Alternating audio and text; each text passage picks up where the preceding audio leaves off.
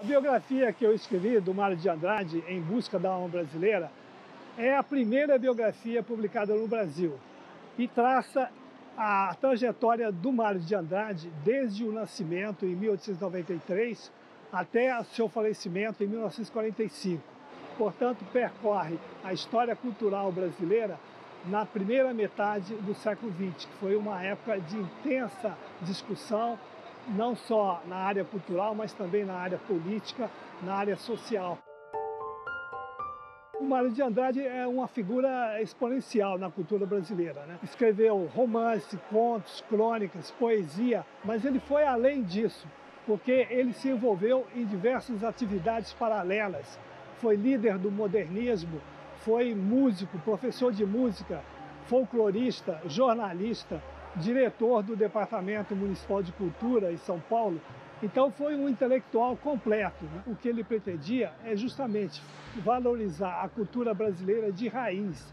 E qual era essa raiz? Era justamente o folclore, que na época vivia no ostracismo. O Mário de Andrade ele teve três características básicas em toda a sua trajetória, em todo o seu trabalho.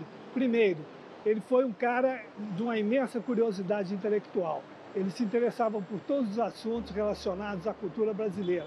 Segundo, foi um cara com um amor incondicional ao Brasil. Ele teve uma paixão realmente ao Brasil.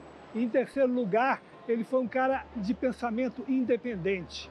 Ao contrário de muitos de seus colegas, ele sempre se manteve coerente com as ideias que ele teve, nunca se alinhou a grupos, e isso numa época em que o Brasil vivia muito polarizado. Havia grupos na área cultural que se dividiam em pau-brasil, antropofagia, verde e amarelo, e na política também havia uma polarização muito grande com o surgimento da extrema-direita, do grupo integralista, do pessoal do Partido Comunista. Então, era um momento de grande divisão entre os intelectuais brasileiros.